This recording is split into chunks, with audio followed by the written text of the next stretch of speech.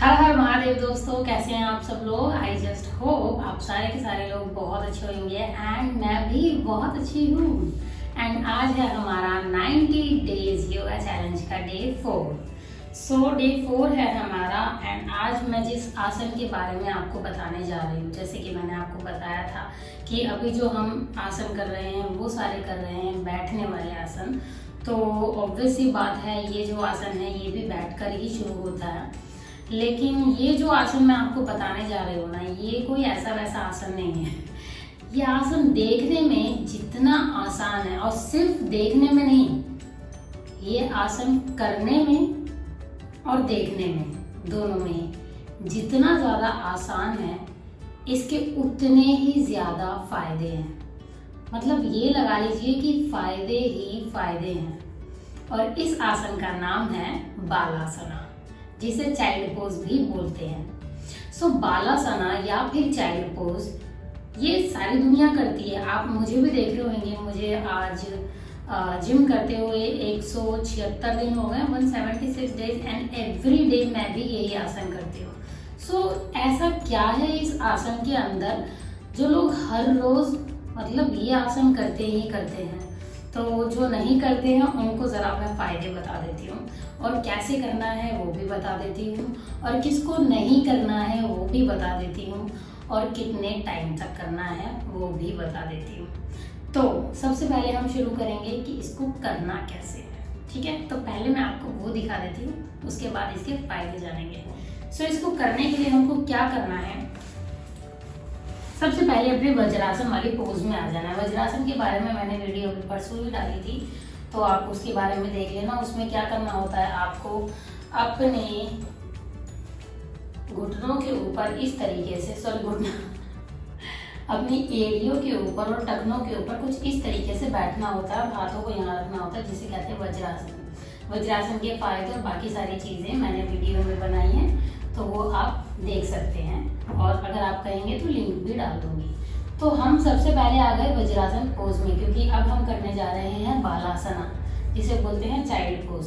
अब बच्चे कैसे होते हैं, आपने देखा है बच्चे सोते हैं तो कितने मतलब टेंशन फ्री होकर सोते हैं। मतलब सारी दुनिया चाहती है कि हमें बच्चों जैसी जिंदगी चाहिए, कि जिसको कोई टेंशन ही ना हो। तो पहला फायदा यही है इसका कि इसमें कोई टेंशन नहीं होती जब आप ये आसन करते हो, तो ये आपको तनाव मुक्त करता है। तो अब हम पहले इसके बारे में जान लेते हैं कि इसको करना कैसे। तो हम सबसे पहले आ गए वज्रासन में।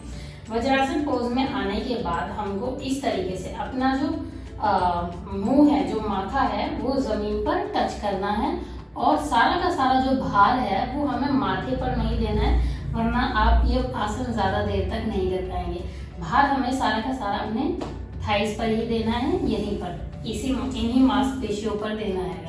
सो हमको क्या करना है, सबसे पहले तो यहाँ पर हाथ रखते हुए, चाहे तो आप डायरेक्ट आगे भी हाथ रख सकते हैं या फिर यहाँ पर भी हाथ रख सकते हैं, क्योंकि अभी हम पहले बेबी पोज करने जा रहे हैं। सो बेबी कैसे सोता है, इस तरीके से हम आगे बढ़े एंड हमने अपनी जो माथा है उसको रख लिया यहाँ नीचे, ठीक है। एक तो बेबी ऐसे सोता है, ठीक है। और दूसरा, अगर आपको ज्यादा अच्छे से ज्यादा रिलीफ चाहिए और ज़्यादा फायदे चाहिए, तो हमको अपने हाथों को आगे रखना है और आगे की तरफ स्ट्रेच करना है इस तरीके से। एंड सारा का सारा जो आपका भार है वो आपके पैरों पे आ रहा है, माथे और इस पे नहीं आ रहा है, क्योंकि इस पे आएगा तो फिर अनकंफर्टेबल हो जाएगा। आपको एकदम कंफर्टेबल पोज में इस तरीके से लेट जाना है। और ये जो पोज होता है इसको कहते हैं हम बालासना, और इसे हम चाइल्ड पोज भी बोलते हैं, ठीक है। तो ये हो गया हमारा बालासना। और इसको हमको करना कितनी देर तक है, पहले मैं उठ जाती हूँ ताकि मैं अच्छे से आप लोगों को बता सकूँ। और इतना ज़्यादा मतलब लेटते ही इतना रिलैक्स हो जाता है ना, वीडियो भी बनाने का मन नहीं करता। कभी आप ट्राई करेंगे तो आपको पता चलेगा कि मतलब कितने ज़्यादा फायदे हैं इस आसन के, ठीक है। तो इस आसन को हमें कितनी देर तक करना है, इस आसन को हमें करना है 5 से 10 मिनट तक एवरीडे। अगर आपको फायदे चाहिए तो आपको ये नियमित रूप से करना पड़ेगा, ठीक है। सो 5 से 10 मिनट। अगर आप शुरुआती दौर में बहुत ज़्यादा अनकंफर्टेबल हो रहे हैं तो 1 मिनट या 30 सेकंड भी चलेगा, लेकिन धीरे धीरे इसे बढ़ा दीजिए ताकि आपको फायदे मिले। सो ये हो गया हमारा टाइमिंग। एंड अब इसके फायदे क्या हैं वो जान लेते हैं। सो इसके फायदे क्या हैं? मैं किस तरीके से लेटी थी? मैं लेटी थी इस तरीके से। तो सारा का सारा जो मतलब मेरी जो बॉडी जो रिलैक्स हो रही थी, जो एक्सपैंड हो रही थी, वो हो रही थी मेरी कमर, मेरी पीठ, मेरी गर्दन, मेरे शोल्डर जिसे कंधे भी बोलते हैं, सब मेरे कंधे, मेरी गर्दन, सारे की सारी और मेरे हाथ, ये सारे के सारे रिलैक्स हो रहे थे। तो जब ये रिलैक्स हो रहे थे तो इससे क्या होएगा? इससे हमारे ये पूरा का पूरा जो पोर्शन है इसके दर्द में, जब कोई चीज़ रिलैक्स होती है तो वो दर्द से मुक्ति पा जाती है। सो जिसको कमर का दर्द है वो लोग इस आसन को कीजिए, आपका कमर का दर्द चला जाएगा। जिसको शोल्डर में पेन रहता है वो लोग इस आसन को कीजिए, आपका शोल्डर का पेन चला जाएगा। जिसको गर्दन का दर्द है वो लोग ये आसन कीजिए, गर्दन का दर्द चला जाएगा, ठीक है। और इसकी सबसे ज़्यादा बेस्ट चीज़ पता है क्या है? इस आसन की सबसे ज़्यादा बेस्ट चीज़ ये है कि ये सिर्फ आप जब जिम जाते हो तो बाहर से आपने बॉडी बनाई, आप देखो ये एब्स दिख रहे हैं सारे, लेकिन अंदर वाली मसल्स की कौन मालिश करेगा भाई? अंदर वाली जो मसल्स है उनकी फ्लेक्सिबिलिटी, उनको लचीला कौन बनाएगा? सो ये अकेला एक आसन ऐसा है जो आपकी अंदर की मसल्स पे काम करता है, आपकी अंदरूनी मसल्स को लचीला बनाता है। तो इसीलिए ये आसन करना चाहिए। अच्छा, तो हमारा पीठ का दर्द, कमर का दर्द, कंधे का दर्द, सब दर्द चला गया, अंदर की भी सिकाई हो गई है, अंदर भी सब अच्छा हो गया, लचीला हो गया। इसके अलावा और क्या? मतलब हमें तो जितने फायदे मिल जाए, आदमी को लालच होता है ना कि जितना मिल जाए उतना कम, जितना मिल जाए उतना कम। तो इसके अलावा और क्या? क्योंकि ये 3-4 चीजों के लिए तो आदमी नहीं लेटेगा भाई इतनी देर तक, है ना। तो इसके अलावा और ये है कि जब आप लेटते हैं ना तो आप हो जाते हैं तनाव मुक्त। जिन लोगों को बहुत ज्यादा टेंशन होती है वो लोग ये आसन करें, या फिर जिन लोगों को बहुत ज्यादा गुस्सा, आपके घर में किसी को गुस्सा आता है ना बहुत ज्यादा, मतलब कई लोगों को मिनट पे गुस्सा आ जाता है, वो लोग ये आसन करें, आपका गुस्सा कम हो जाएगा। जिनको बहुत ज्यादा टेंशन रहती है, कुछ लोग तो शेयर मार्केट में बहुत पैसा आजकल लगा देते हैं, हार भी जाते हैं तो टेंशन बहुत ज्यादा बढ़ जाती है। या फिर और भी किसी फील्ड में जिसमें आपको टेंशन बहुत ज्यादा है, जैसे सपोज हमारी एक्टिंग की फील्ड ले लो, काम मिला नहीं मिला, 2-2 साल तक घर पे, तो क्या करेंगे, है ना। तो ऐसी फील्ड या कोई भी नौकरी है, किसी भी चीज की टेंशन है आपको, 5 से 10 मिनट रोज डेली ये कर लीजिए, आपकी टेंशन खत्म हो जाएगी, आप तनाव मुक्त हो जाएंगे। अगर आप अध्यात्म की ओर बढ़ना चाहते हैं तो अध्यात्म की ओर जो बढ़ने की जो पहली सीढ़ी है ना वो ये है, ये आपको अध्यात्म की ओर ले जाएगा। क्यों? क्योंकि आप जब टेंशन फ्री हो जाएंगे तो आप सही जगह पे फोकस कर पाएंगे, सही जगह पर दिमाग लगा पाएंगे। तो ये इसके फायदे हैं। ये आपके नर्वस सिस्टम को अच्छा कर देता है, ये आपके दिमाग की जो सारी एंजाइटी होती है, जो एंगर होता है, जो गुस्सा होती है, ये सारी चीजें वो ठीक कर देता है। अब तो खुश हो, अब तो पता चल गया भाई, बहुत सारे फायदे हैं इसके।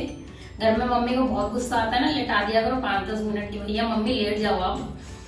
तो ये जो आसन है ना ये इस तरीके से है। अच्छा, अब ये आपके घुटनों को मजबूत करता है, मांसपेशियों को मजबूत करता है, कमर को मजबूत करता है, कंधे को करता है, गर्दन को करता है, दिमाग की टेंशन खत्म करता है। लेकिन किसको नहीं करना है? जिनको दस्त लगे ना वो मत करो। अरे मजाक नहीं कर रही हूँ, सीरियसली बोल रही हूँ। जिन लोगों को दस्त लगे हो या फिर पेट में दर्द हो तो उन लोगों को ये आसन नहीं करना चाहिए। पहला, गर्भवती महिलाएं ये आसन कर सकती हैं, लेकिन सिर्फ और सिर्फ डॉक्टर की निगरानी में या किसी अच्छे योगा स्पेशलिस्ट की। उसका रीजन बता देती हूँ। क्योंकि एक तो जब आप नीचे जाएंगे तो बेबी को प्रॉब्लम हो सकती है, बेबी आप डिलीवर कर चुके हैं तो आपको ज़्यादा प्रेशर पेट पे आएगा तो प्रॉब्लम हो सकती है। तो वो लोग या तो अवॉइड करें, या फिर उसका एक अलग तरीका होता है, आप अच्छे से योगा स्पेशलिस्ट की निगरानी में करें, ठीक है। दूसरी चीज़ किसको करनी नहीं चाहिए? जिसके घुटनों में सर्जरी हुई है या कमर में बहुत ज़्यादा अनबेरेबल पेन रहता है, वो लोग ना करें। तो ये हो गए नहीं करें, फायदे बता दिए, टाइमिंग बता दिया, और क्या रह गया था? आई थिंक मैंने सारी चीजें बता दी है। तो इन लोगों को नहीं करना चाहिए, कैसे करना, यस।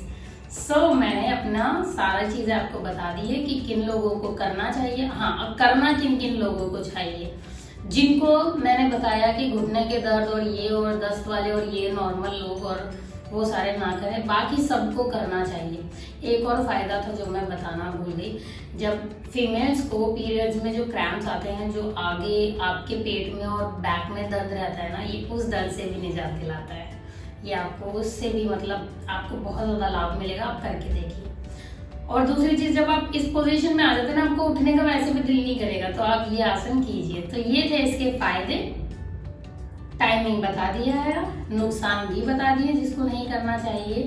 एंड हाँ, तो यही था हमारा बेबी पोज, जिसे कहते हैं चाइल्ड पोज, जो करने में है सबसे ज्यादा आसान, लेकिन आपको ऐसे फायदे दे देगा, आप कहोगे कि ये तो मेडिटेशन का काम कर रहा है भाई। ठीक है, तो इसी के साथ मैं अपना आज का योगा का वीडियो करती हूँ यहीं पर खत्म।